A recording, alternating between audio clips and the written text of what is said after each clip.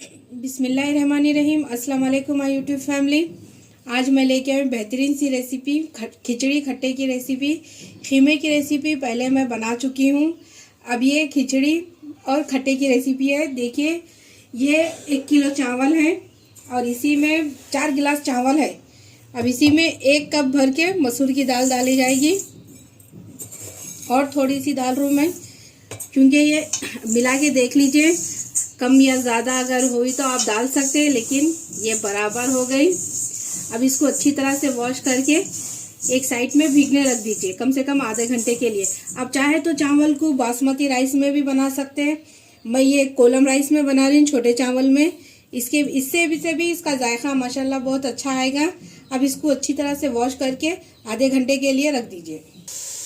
देखिए, चावल धो के मैं रख चुकी हूँ। अब एक पतीले पे प्याज डाल दीजिए, एक मीडियम साइज़ की या बड़ी साइज़ की भी ले सकते हैं आप।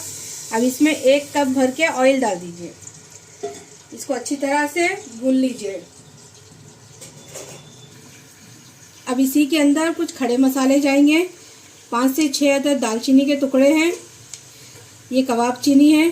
देखिए, ये लौंग की तरह ही रहती। ये 5 अदद है। अगर ये नहीं है तो स्किप कर सकते हैं। ये 5 से 6 अदद लौंग है और 5 से 6 अदद हरी इलायची है। एक बड़ी इलायची है और 10 से 12 अदद काली मिर्ची है। ये शाहजीरा है, काला जीरा भी बोलते हैं। 1.5 चम्मच है, ये भी डाल दीजिए। अब ये सब चीज़ों को अच्छी तरह से भून लीजिए। जब तक प्याज का कलर चेंज नहीं होता गोल्डन ब्राउन, तब तक भून लीजिए। देखिए, प्याज अच्छी तरह से कलर चेंज कर चुकी है, गोल्डन कलर आ चुका है। अब इसी में 2 से 3 टेबल स्पून भर के अदरक लहसुन का डाल दीजिए। अब डाल के इसको अच्छी तरह से भून लीजिए और साथ ही में 6 से 7 अदद हरी मिर्ची डाल दीजिए। इस तरह से बीच में चीरा लगा दीजिए और 1 कप पुदीना और आधा कप करी पत्ता और कोथिमीर 1 कप डाल के अच्छी तरह से भून लीजिए।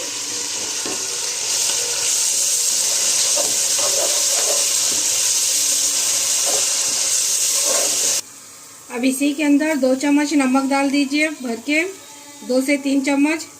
अब इसको डाल के अच्छी तरह से भून लीजिए और साथ ही में आधा चम्मच हल्दी डाल दीजिए।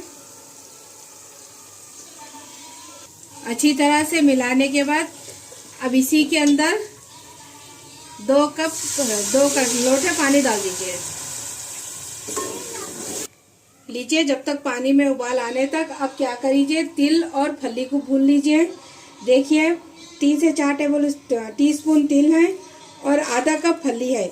अब इन सभी दोनों चीज़ों को डाल के अच्छी तरह से रोस्ट कर लीजिए। हल्का सा भून लीजिए इसको, कलर चेंज होने तक। देखिए, तिल फली भून चुकी है, अच्छी तरह से रोस्ट हो चुकी है। देखिए, अब इसी के अंदर थोड़ी सी कोथिमीर डाल दीजिए, 1 मुट्ठी। ये 5 से 6 अदद हरी मिर्ची डाल दीजिए। अगर आपको तीखा ज़्यादा पसंद है तो ज़्यादा डाल सकते हैं। और इसी में कम से कम आधी मुट्ठी उतनी ये इमली भिगा के रख चुकी थी मैं पहले से। अब इसको भी डाल दीजिए इसी के अंदर और देख के डालिए, इसमें काढ़ी वो भी निकाल के डालिए आप। अब इसको अच्छी तरह से ग्राइंड करके ला लीजिए। पानी में अच्छी तरह से उबाल आ चुका है। अब इसी के अंदर ये भीगे हुए चावल डाल दीजिए। पानी की क्वांटिटी देखिए, अगर आपको चावल नरम पसंद है तो 1.5 लीटर भी डाल सकते हैं आप। कम से कम मैं ये 1.5 लोटे डाली। अब इसको अच्छी तरह से पका लीजिए।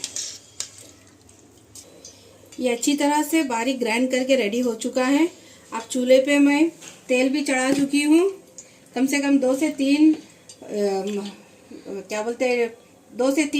मग है, 2 से 3 टेबल स्पून ऑयल है। अब इसी के अंदर 1 चम्मच जीरा डाल दीजिए, 1 चम्मच राई डाल दीजिए,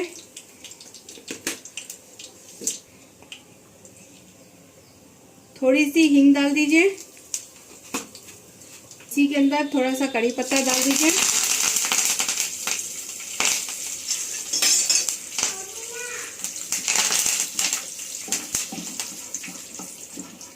देखिए ये अच्छी तरह से भून चुका है।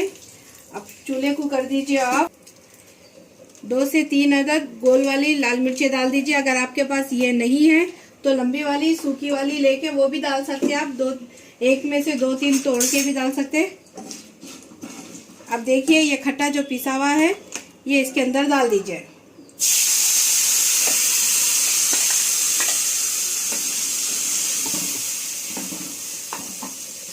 अब इसी के अंदर 1.5 चम्मच नमक डाल दीजिए और साथ ही में कटी हुई प्याज डाल दीजिए। इस तरह से खड़ी साइज में कट कर लीजिए।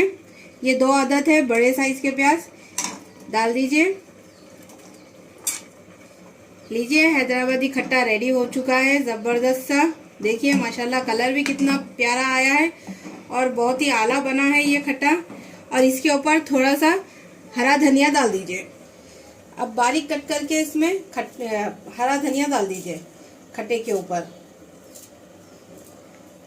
रेडी हो चुका है। अब मैं सर्व करके बताऊंगी आपको। देखिए पानी अच्छी तरह से सूख चुका है। अब इसको कर दीजिए अच्छी तरह से एक तरफ और चूल्हे को कर दीजिए लो। अब इसको ढक के 15 से 20 मिनट के लिए लो फ्लेम पे दम दे दीजिए। लीजिए बेहतरीन सी खिचड़ी खट्टा कीमा रेडी हो चुका है। ये हैदराबाद का स्पेशल डिश है। ये चाहे तो लंच में खा सकते, डिनर में खा सकते, इसको आप ब्रेकफास्ट में भी बना के खा सकते, नाश्ते में भी।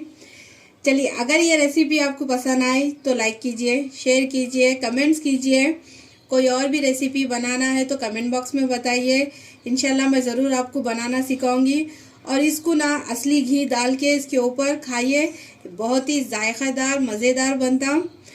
और एक कोई रेसिपी भी हैदराबाद की इंशाल्लाह धमाकेदार लेके आऊँगी। चलती हूँ, दुआओं में याद रखिए। अल्लाह हाफिज़।